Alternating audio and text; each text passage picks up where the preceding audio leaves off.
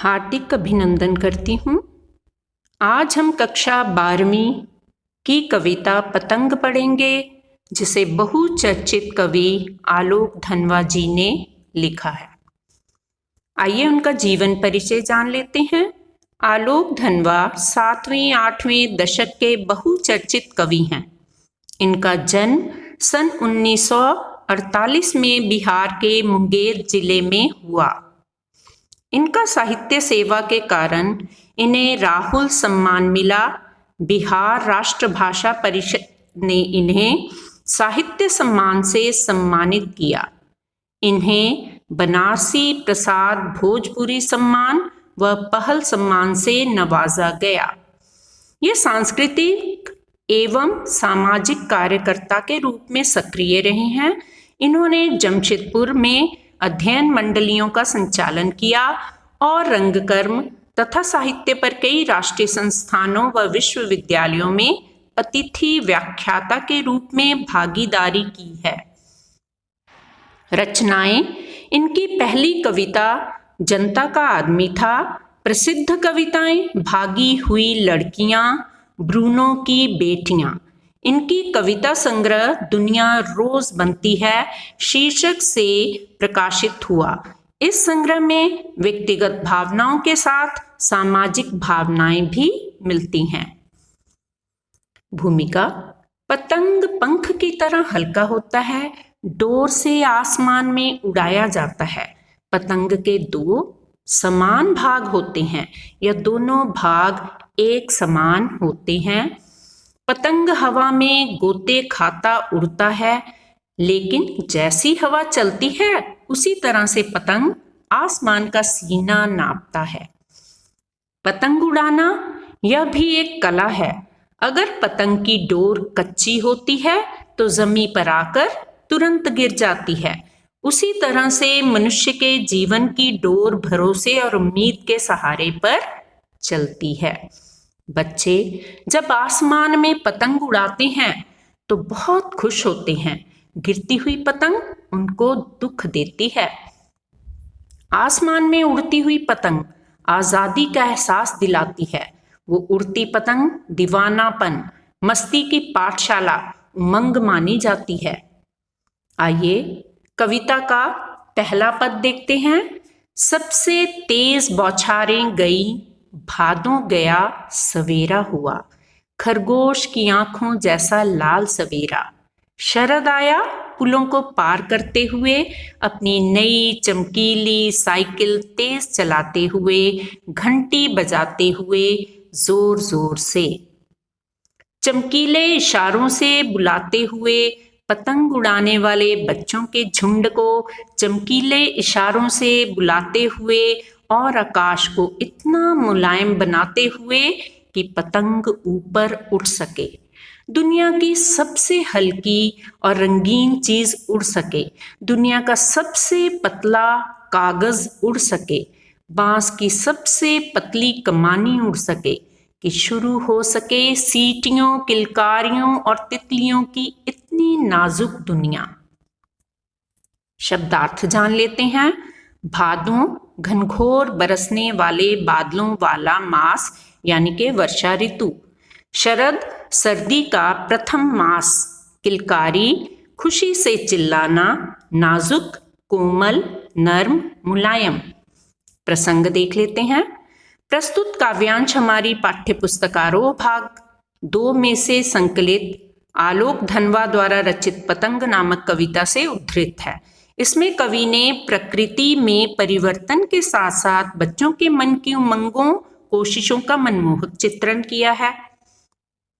व्याख्या: कवि कहते हैं कि प्रकृति परिवर्तनशील है।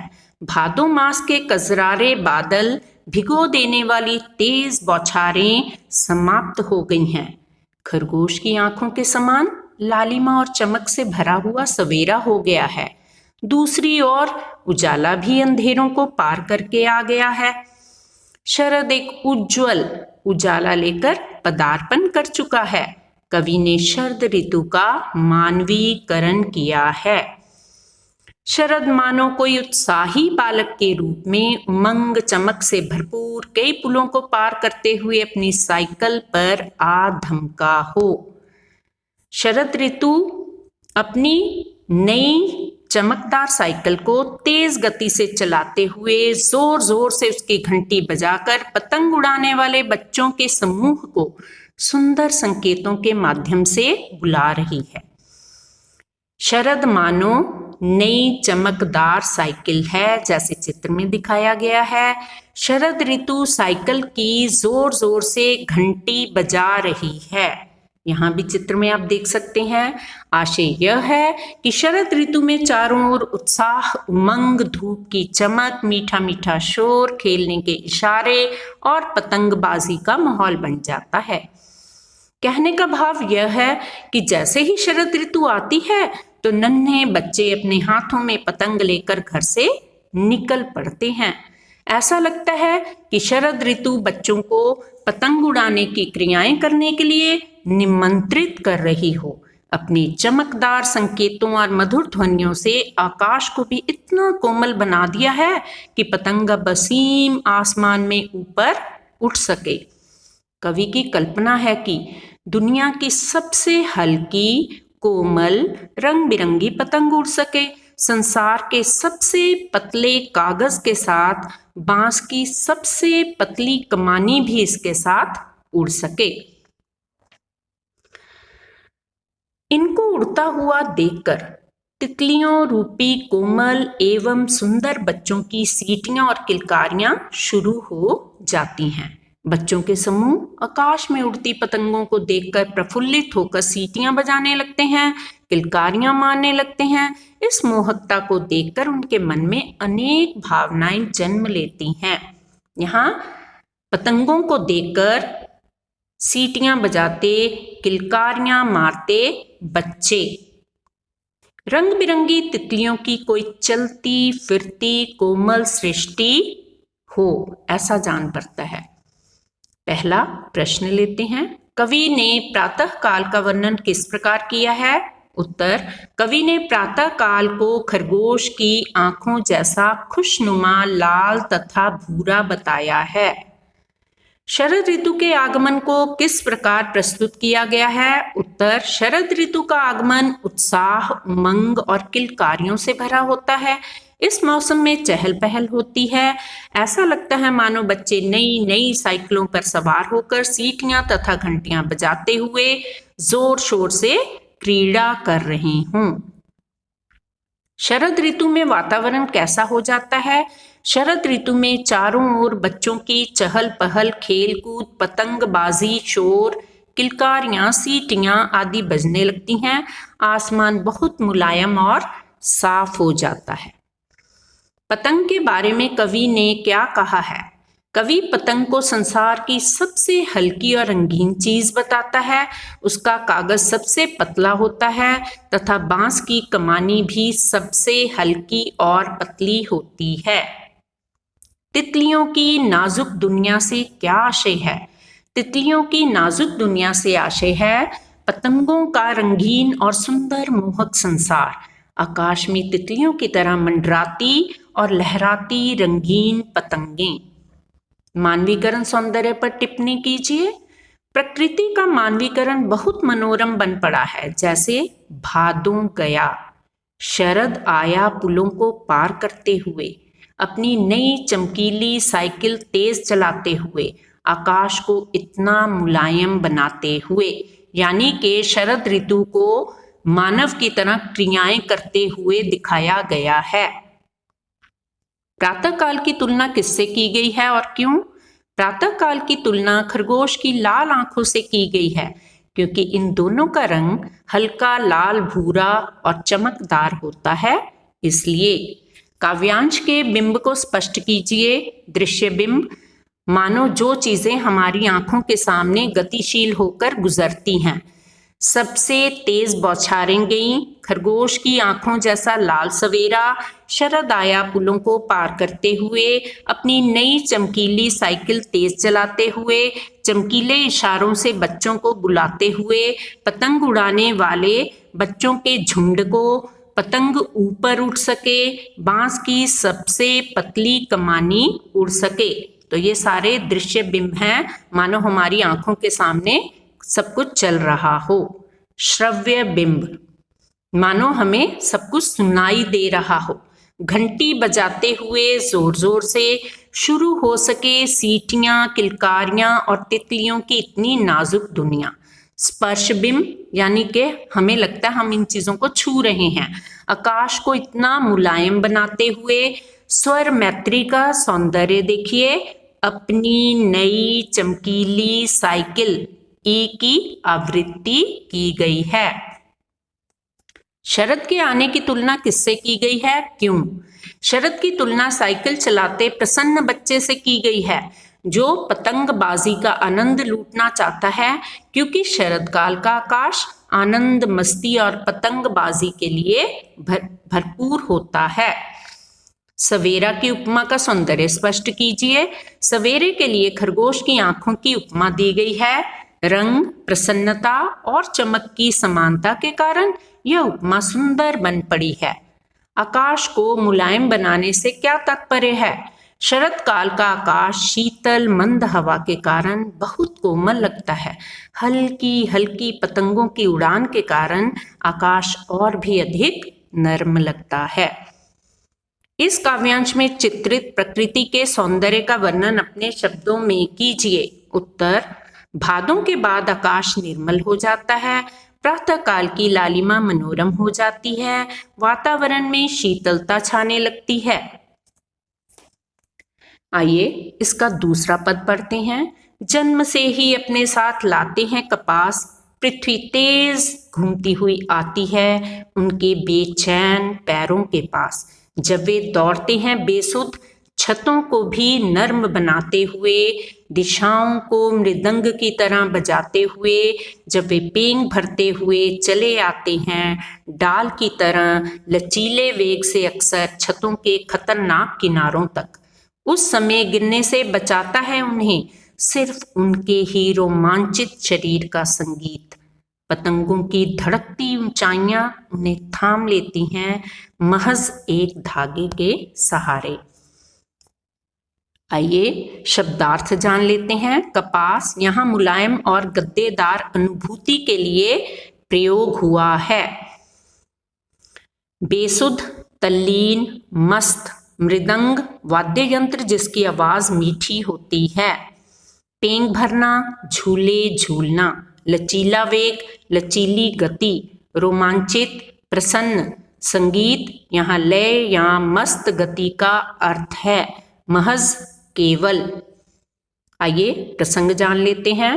प्रस्तुत काव्यांश हमारी पाठ्य पुस्तक आरोह भाग 2 में संकलित आलोक धनवा जी द्वारा रचित पतंग नामक कविता से उद्धृत है। इसमें कवि ने प्रकृति में परिवर्तन के साथ साथ बच्चों के मन की उमंगों, कोशिशों का मनमोहक चित्रण किया है। कवि कहते हैं कि बालकों का शरीर कोमल होता है। बच्चे मानो कपास की नरमी लेकर ही पैदा हुए हैं। उनकी कोमलता का स्पर्श पाने के लिए धरती भी लालायित रहती है। वह उनके बेचैन पैरों के पास आती है। जब वह मस्त होकर दौड़ते हैं उस समय उन्हें मकान की छतें कठोर नहीं लगती। उनके पद चापों, पैरों की आवाज से सारी दिशाओं में मृदंग जैसा मीठा स्वर फैल जाता है। वे पतंग उड़ाते हुए इधर से उधर झूले की पेंग की तरह आगे पीछे आते जाते हैं। उनके शरीर में डाली की तरह लचीलापन होता है। पतंग उड़ाते समय छतों के खतरनाक किनारों तक आ जाते हैं। उन्हें कोई बचाने नहीं आता, बल्कि उनके रोमांचित शरीर का संगीत ही उनकी रक्षा करता है, उन्हें गिरने से बचाता है। इस समय उनका सारा ध्यान पतंग की डोर के सहारे उसकी उड़ान ऊंचाई पर ही केंद्रित रहता है। ऐसा लगता है मानो पतंग की ऊंचाइयों ने ही उनको केवल डोर के सहारे थाम लिया हो।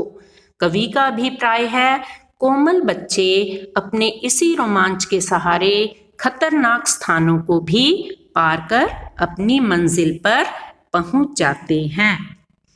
जो पतंग केवल एक धागे के सहारे आकाश में उड़ रही होती है वह भी अपनी डोलती ऊंचाइयों से कोमल बच्चों को सहारा प्रदान करती है। बच्चों की यहाँ पर कोमल चेष्टाएं, निडरता, साहस का मनोहारी वर्णन किया गया है। मानवीकरण, अनुप्रास, उपमा अलंकारों का सुंदर प्रयोग है। खड़ी बोली है, मिश्रित शब्दावली है। पतंग को कल्पना के रूप में चित्रित किया गया है। आइए प्रश्न देख लेते हैं।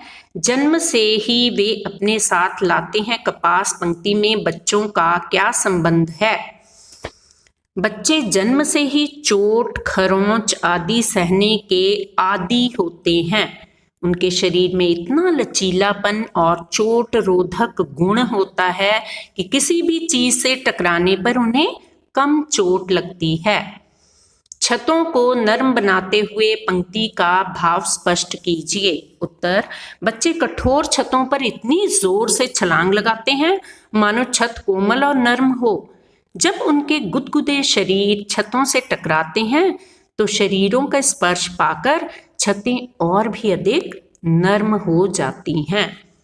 छतों के खतरनाक किनारों से बच्चे कैसे बच जाते हैं?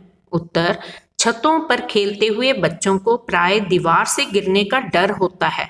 वे बेसुधी से अपने शरीर को लहराते हुए छतों के किनारों के पास चले जाते हैं, पर उनके शरीर का जोश और संगीत ही उनकी रक्षा करता है।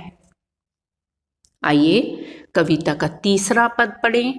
पतंगों के साथ साथ वे भी उड़ रहे हैं अपने रंध्रों के सहारे। अगर वे कभी गिरते हैं छतों के खतरनाक किनारों से और बच जाते हैं, तब तो और भी निडर होकर सुनहले सूरज के सामने आते हैं। पृथ्वी और भी तेज घूमती हुई आती है उनके बेचैन पैरों के पास। शब्दार्थ जान लेते हैं। रंध्र, सुराख, सुनहले सूरज, सुनहरा सूर्य। प्रसंग। प्रस्तुत काव्यांश हमारी हिंदी की पाठ्य पुस्तक आरोह भाग 2 में संकलित आलोक धनवा द्वारा रचित पतंग नामक कविता से उद्धृत है। इसमें कवि ने कोमल बच्चों की इच्छाओं और क्रियाकलापों का सूक्ष्म चित्रण किया है। व्याख्या। यह कोमल बच्चे आकाश में उड़ने वाली पतंगों के साथ साथ अपने रंध्रों के सहारे स्वयं भी उड़ते हैं। बालकों का मन भी ऊंचाइयों को छू रही पतंगों के साथ आकाश में उड़ता है। कवि का कथन है, अगर बच्चे अपनी पतंगों को उड़ाते हुए कभी मकान के खतरनाक किनारों से गिर जाते हैं, उसके बाद यदि वे बच जाते हैं तो उनमें और साहस और निडरता पैदा हो जाती है। इन खतरनाक किनारों से बचने के बाद वे और भी निडरता के साथ सुनहरे सूर्य के सामने आते हैं, अर्थात बच्चे निडरता एवं साहस के साथ सूर्योदय होते ही अपने पतंग उड़ाने हेतु दौड़ पड़ते हैं। आइए इस पद की विशेषताएं जानें। बच्चे खतरों का सामना करके साहसी बनते हैं, इस भाव को दिखाया गया है। मुक्त छंद का प्रयोग है। मानवीकरण, अनुप्रास, पुनरुक्ति, प्रकाश अलंकार है। खड़ी बोली है। दृश्य बिंब है। भाषा में लाक्षणिकता है। प्रश्न देख लेते हैं। सुनहले सूरज के सामने आने से कवि का क्या आशय है? सुनहले सूरज के सामने आने का आशय है सूरज के समान तेज में होकर क्रियाशील होना, उत्साह से बढ़ना तथा बाल सुलभ क्रियाएं जैसे खेलना, कूदना, ऊधम मचाना, भागदौड़ करना आदि में शामिल हो जाना। गिरकर बचने पर बच्चों में क्या प्रतिक्रिया होती है? उत्तर, उनका भय समाप्त हो जाता है, वे निडर हो जाते हैं, उनको तपते सूरज के सामने आने से डर नहीं लगता, वे विपत्ति और कष्ट का सामना निडरता पूर्वक करने के लिए तैयार हो जाते हैं। सबसे तेज बौछारें गई, भादो गया के बाद प्रकृति में जो परिवर्तन कवि ने दिखाया है उसका वर्णन कीजिए। उत्तर, इस कविता में कवि ने प्राकृतिक वातावरण का सुंदर वर्णन किया है। भादो माह में तेज वर्षा होती है, इसमें बौछारें पड़ती हैं। बौछारों के समाप्त होने पर शरद का समय आता है, मौसम खुल जाता है, प्रकृति में बहुत से परिवर्तन होते हैं। सवेरे का सूरज खरगोश की आंखों जैसा लाल लाल दिखाई देता है। शरद के आगमन से उमस खत्म हो जाती है। ऐसा लगता है शरद अपनी साइकिल को तेज गति से चलाता हुआ आ रहा है। वातावरण साफ व धुला हुआ सा लगता है। धूप चमकीली होती है। फूलों पर तितलियां मंडराती हुई दिखाई पड़ती हैं।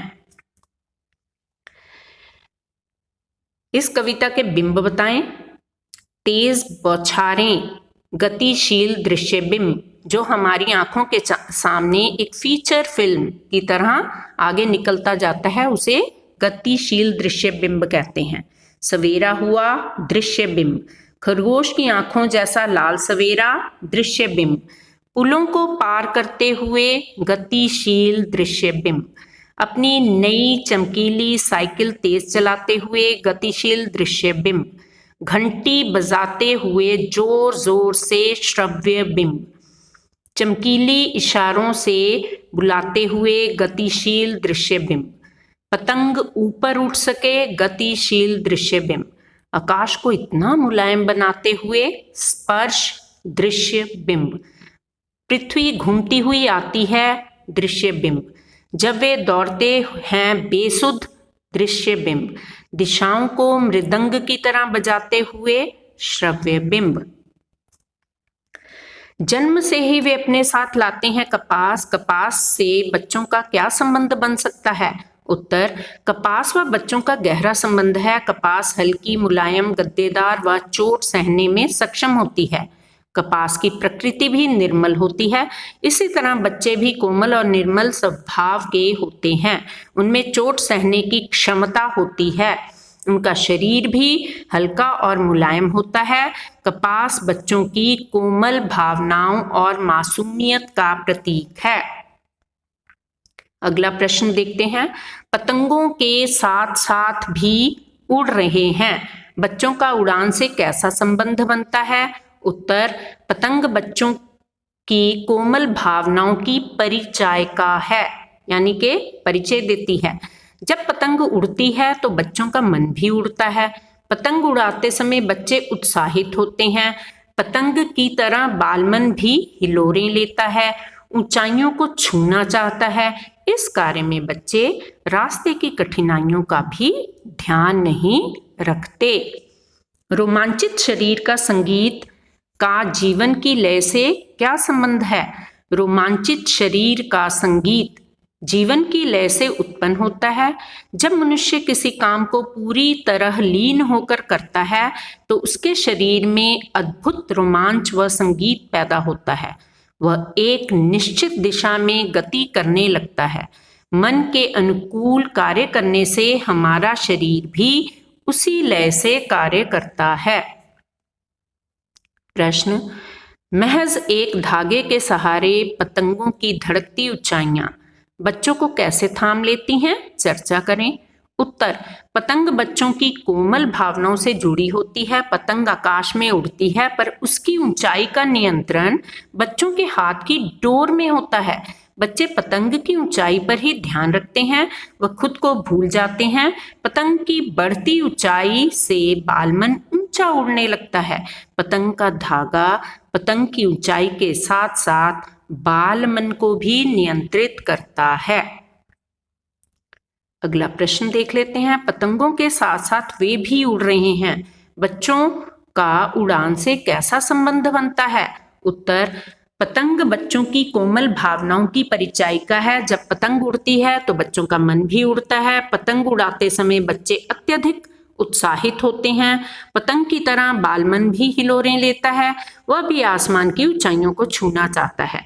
इस कार्य में बच्चे रास्ते की कठिनाइयों को भी ध्यान में नहीं रखते, दरकिनार कर देते हैं। आइए अगला प्रश्न देखते हैं। छतों को भी नर्म बनाते हुए, दिशाओं की मृदंग की तरह बजाते हुए, दिशाओं को मृदंग की तरह बजाने से क्या तात्पर्य है? उत्तर, इसका तात्पर्य है कि पतंग उड़ाते समय बच्चे ऊंची दीवारों से छतों पर कूदते हैं तो उनकी पदचापों से एक मनोरम संगीत उत्पन्न होता है। यह संगीत मृदंग की ध्वनि की तरह लगता है, साथ ही बच्चों का शोर भी चारों दिशाओं में गूंजता है। जब पतंग सामने हो तो छतों पर दौड़ते हुए क्या आपको छत कठोर लगती है? नहीं, जब पतंग सामने हो तो छतों पर दौड़ते हुए हमें छत कठोर नहीं लगती। उस समय हमारा सारा ध्यान पतंग पर ही होता है। हमें कूदते हुए छत की कठोरता का एहसास नहीं होता। हम पतंग के साथ ही खुद को उड़ता हुआ महसूस करते हैं। आइए जानें कविता से क्या जाना क्या पाया। कवि ने बाल सुलभ इच्छाओं व उमंगों का सुंदर वर्णन किया है। पतंग बच्चों के उमंग व उल्लास का रंग बिरंगा सपना होती है। शरद ऋतु में मौसम साफ हो जाता है। चमकीली धूप बच्चों को आकर्षित करती है। इस साफ मौसम में वे पतंगें उड़ाते हैं। तितलियां उनके सपनों की रंगीनी को बढ़ाती हैं। शरद का आगमन बच्चों की खुशियों के लिए होता है। वे पतंग उड़ाते हैं। वे दुनिया की सबसे पतली कमानी के साथ सबसे हल्की वस्तु को उड़ाते हैं। बच्चे नर्म और लचीले होते हैं। झुंड में रहकर सीटियां बजाते हैं। छतों पर बेसुध होकर दौड़ते हैं। गिरने से डरते नहीं। पतंग के साथ मानो स्वयं भी उड़ने लगते हैं। किशोर और युवा वर्ग समाज के मार्गदर्शक हैं। पतंग कविता के आधार पर स्पष्ट कीजिए। कवि ने पतंग कविता में बच्चों के उल्लास और निर्भीकता का वर्णन किया है। यह बात सही है कि किशोर और युवा वर्ग उत्साह से भरे होते हैं। किसी कार्य को वो एक ही धुन में करते हैं। उनके मन में सुंदर कल्पनाएं होती हैं। वे कल्पना को साकार करने के लिए जी तोड़ मेहनत करते हैं। समाज में विकास के लिए एकाग्रता की जरूरत है। अतः किशोर युवा वर्ग समाज के मार्गदर्शक हैं। Thanks for watching my video. Like share and subscribe. बड़ा वाला धन्यवाद।